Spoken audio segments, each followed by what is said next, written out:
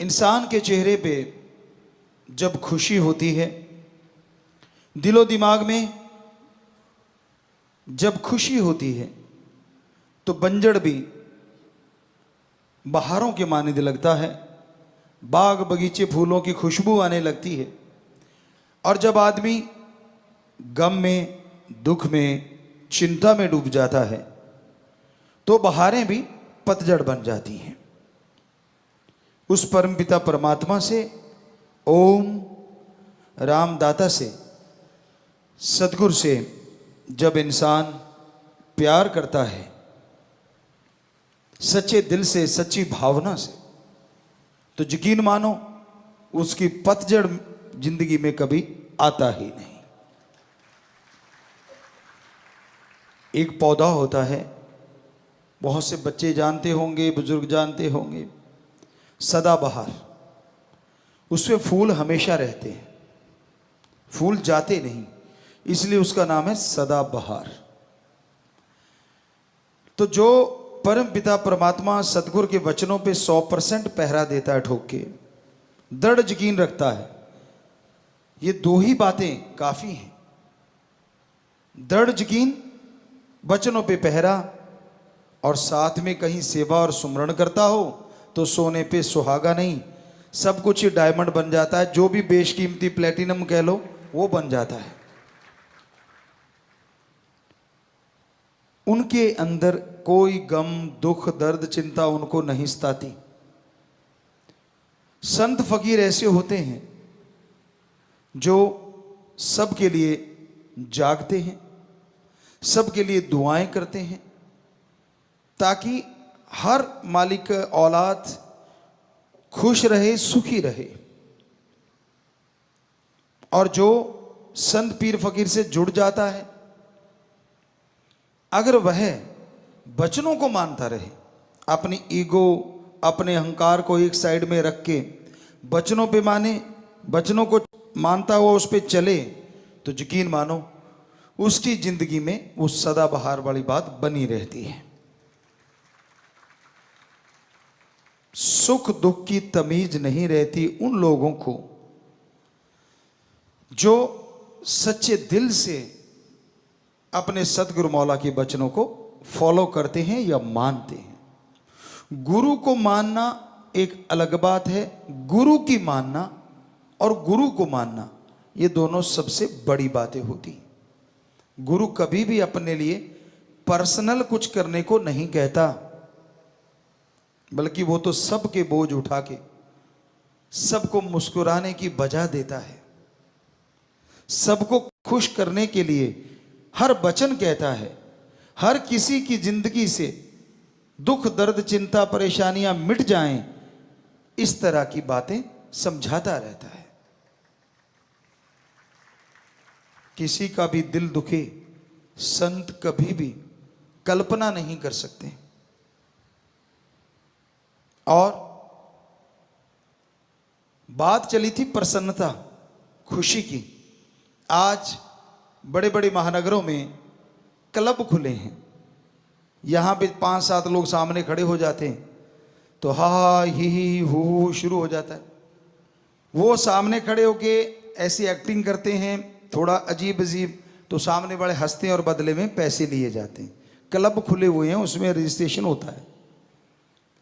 पर जो राम नाम से जुड़े होते हैं उन्हें चिंता नहीं करनी चाहिए। हालांकि जब हम अंदरूनी निगाह से देखते हैं, बहुत चिंता में रहते हैं लोग। पहले हमने एक भजन बोला था, एंजॉय, तो हमें नहीं लगता हमने कोई कसर छोड़ी उसमें, कि हमने आपको बताया कि कुछ भी हो रहा है, कैसे भी हो रहा है, आप टेंशन ना लिया करो, चिंता ना किया करो, क्योंकि चिंता जीते जी जलाने वाली चिता होती है। चिता एक बार जलती है, कहते हैं ना, हड्डियां लकड़ियों की तरह जल जाती हैं, और मांस जो है, और वो जिस तरह से कोई कोयले जलते उस तरह से, और सिर के बाल जैसे कोई कोयले को बाद में जलाया जाए इस तरह से पल में राख हो जाते हैं।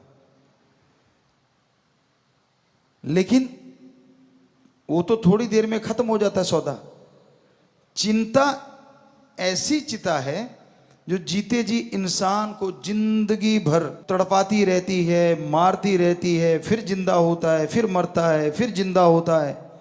पता नहीं जीवन में कितनी बार मरता है, कितनी बार जिंदा होता है। जो भक्त होते हैं ना, उनके अंदर ईगो नहीं होती। आप ऐसा करना मत, पर हमने चेक किया है। गांव में अगर बैठे और कहने लगे जी वहां नाम चर्चा हुई, वो कुछ लोग और थे, बहुत पहले की बात है, मे बी 80 की बात हो, 80 की, 1980 की। कहने लगे सच्चा सौदा से आए हैं और ये वो, तो हालांकि वो गुमराह हुए थे, लेकिन गांव में लोगों को पता नहीं था इस चीज़ का। तो एक ऐसे पालथी मार के यूं भक्ति पे बैठा ऐसे, अब नाम चर्चा चल रही है और वो यूं बैठा, तो सारे उससे दूर दूर बैठे। हमने कहा भाई क्या हो रहा है? कहती ये तो भक्ति कर रहा। हमारे साथ सज्जन बैठे थे जो हमारे साथ काम किया करते खेतों में, कहने लगे क्या है? हमने कहा ढोंगी है। हम छोटे थे उम्र में, हालांकि 13 साल के थे। कहते आपको कैसे पता? हमने कहा यार अपने थोड़ी ना कोई ऐसी समाधि, अपनी तो आंखें गुरु पे टिकी होती हैं, ताकि मालिक से वो गुरु जुड़ा रहता है। क्या पता काश नूरी जल के मिल जाए, पता नहीं कब मिल जाए। कहता ये तो सच्ची बात है। अरे नाम चर्चा में भी आंखें बंद का क्या मतलब? सतगुरु तो जर्रे जर्रे में है, तो तब भी खोल की आंखें, अगर सिमरन चल रहा है तो वो आंखें खोल के रखते हैं नाम चर्चा में। क्या पता किस रूप में कहां से नजारा मिल जाए, क्योंकि वो जहां राम नाम की चर्चा होती है वहां वो पहरा भी देता है और घूमता रहता है। अब आंखें बंद कर ली तो ये तो ढोंग है।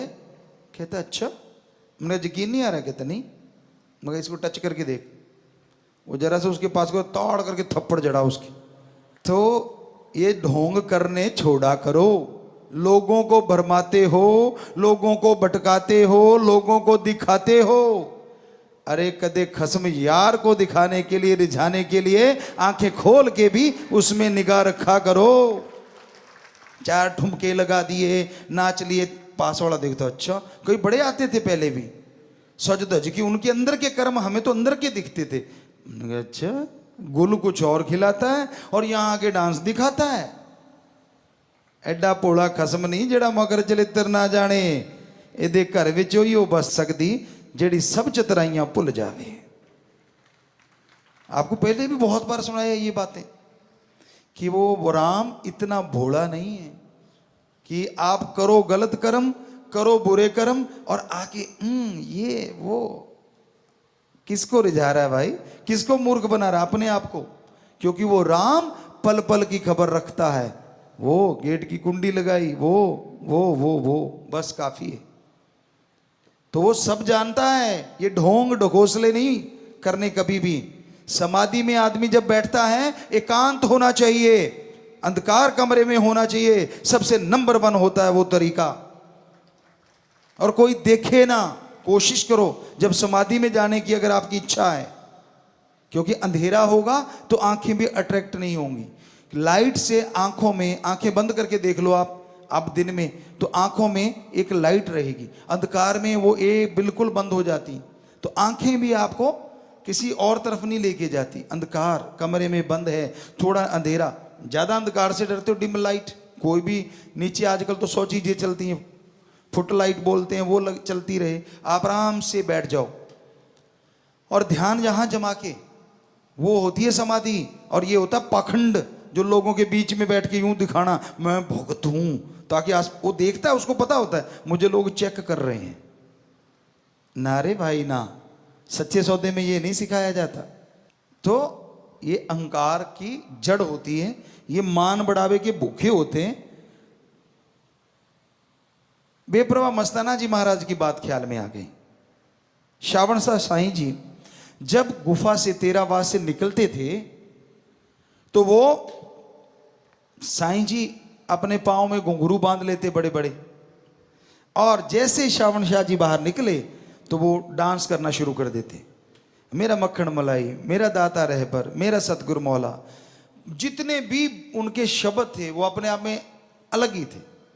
अब वहां गड़बड़ हो जाती, क्योंकि अलग अलग परंपरा होती है। ब्यास जी में ये परंपरा है कि वहां साध संगत जाती है तो समाधि रूप में बैठती है, लेकिन वहाँ अब मान लो सारे आदमी ऐसे बैठे हैं और वहाँ मस्ताना जी महाराज नाच रहे हैं, वहाँ तो कोई नाचता नहीं था।